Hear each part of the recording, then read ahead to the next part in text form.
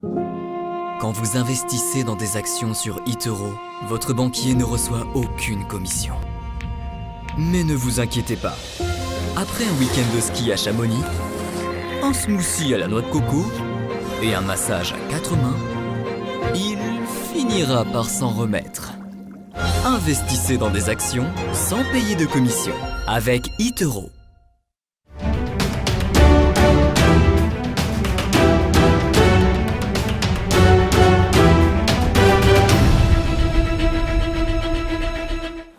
On passe à la séquence de Valcan Expertise avec son président Éric Galliègue. Éric Galliègue, bonjour.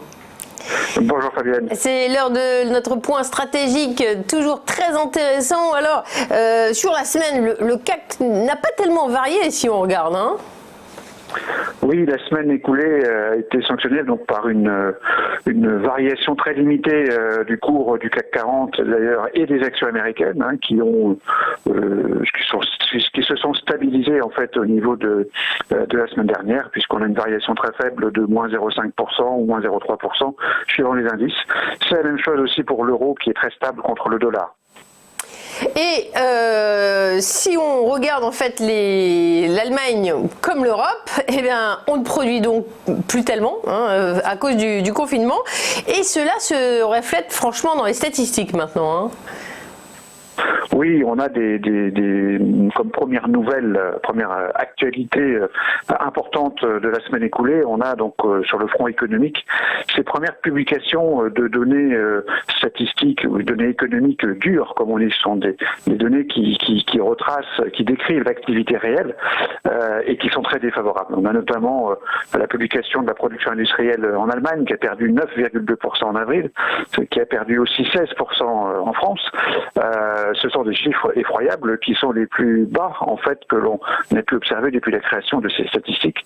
On est un peu habitué à ces remarques puisque on a observé sur d'autres indicateurs des variations extrêmes, mais là ce sont des variations qui portent sur des données réelles, sur des véritables éléments de production, des éléments de vente, des éléments de commande, par exemple des commandes à l'industrie allemande qui ont perdu aussi 15%. Ça montre bien que nous sommes dans une phase économique extrêmement difficile avec une contraction d'activité industrielle en mars et avril, les 2 mois du confinement qui ont été probablement la plus forte depuis la création de ces différentes statistiques. Alors la saison des résultats est ouverte, on avait cette semaine le Crédit Agricole, aux États-Unis également des chiffres sur Facebook. Quelles sont vos déductions sur ces résultats ? Alors, ce que nous avons remarqué cette semaine dans le cadre de la saison des publications de bénéfices pour le premier trimestre 2020, alors on connaît surtout des variations de chiffre d'affaires en Europe et en France. C'est plutôt aux États-Unis qu'on a, et sur les grandes sociétés internationales, on a des comptes complets avec donc des bénéfices ou des pertes, donc un résultat. Et ce qui nous a interpellé, c'est qu'on a quand même d'ores et déjà, et même pour le premier trimestre donc 2020, certaines grandes entreprises qui nous montrent des pertes importantes. Alors c'est le cas de la première banque italienne quand même, Unicredit, qui a perdu 2,7 milliards d'euros au cours du premier trimestre. C'est quand même, c'est pas une bagatelle, c'est quelque chose d'assez important.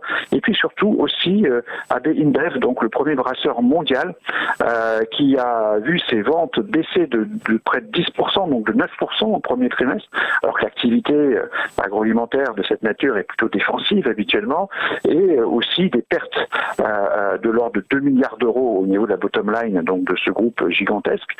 Ça montre que peu de secteurs sont vraiment indemnes par rapport à la contraction d'activité, sachant que en plus on n'a qu'une partie du confinement. Le second trimestre, comme l'a dit la direction de ce groupe de brasserie, le premier groupe mondial de brasserie, a donc annoncé que le deuxième trimestre serait pire que le premier. Donc on a donc des résultats d'entreprises qui sont parfois extrêmement négatifs, ce qui montre donc que le premier semestre 2020 va être probablement très très très négatif, et peut-être plus négatif que ne le pensent les analystes actuellement. Alors je me suis laissé dire qu'une bonne nouvelle venant de Chine serait tombée. En plus, sur une statistique, ça paraît à peine croyable, une bonne nouvelle venant de Chine. Oui, c'est vrai qu'on regarde de près la Chine. La Chine, ça a quand même contribué à la croissance mondiale d'une façon presque majoritaire, de l'ordre de 40% sur les 10 dernières années. Donc, véritablement, la Chine, ça compte beaucoup pour la croissance mondiale lorsqu'on a une vision globale de l'économie. Le chiffre qui a été publié par la Chine, qui a été vraiment très supérieur aux attentes, c'est les exportations chinoises. Le consensus attendait une baisse de 6,6%. Or, les exportations chinoises ont augmenté de 15,7%. Donc, c'est un chiffre qui est bien sûr très supérieur aux attentes. En fait, il s'agit d'une nouvelle qui a peut-être été polluée en quelque sorte par la demande très importante de matériel médical qui a été, je dirais, exercée auprès des entreprises chinoises. Mais globalement, c'est plutôt une nouvelle qui est rassurante. Elle nous montrerait que finalement, l'économie mondiale est peut-être dans un état moins calamiteux qu'on ne le craint, dans la mesure où les exportations chinoises, qui vont vers les pays essentiellement développés, donc ont réussi à croître au cours du mois d'avril.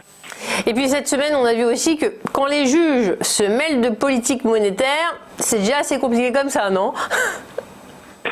Oui, le dernier point, c'est les éléments donc relatifs à la politique monétaire et donc la fameuse décision qui a été rendue par la Cour constitutionnelle de Karlsruhe en Allemagne, qui interpelle en quelque sorte la BCE et qui lui demande d'expliquer un peu mieux, un peu plus, les conséquences économiques de sa politique monétaire et notamment le quantitative easing qui a été lancé en mars 2015. Donc c'est relatif donc aux mesures qui ont été prises par le PSPP, c'est-à-dire par le quantitative easing européen, donc la possibilité pour la Banque centrale européenne de racheter donc des dettes, des obligations d'État de pays membres de l'Union européenne.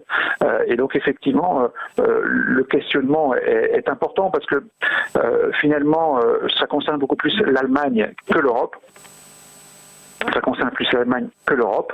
Et donc, c'est plutôt la Banque centrale allemande qui est interpellée, qui doit plus expliquer finalement la nature même donc et les conséquences économiques de cette politique monétaire européenne de la BCE. Donc la BCE n'est pas tenue de répondre directement à des juges nationaux, mais effectivement, c'est la Bundesbank qui doit y répondre.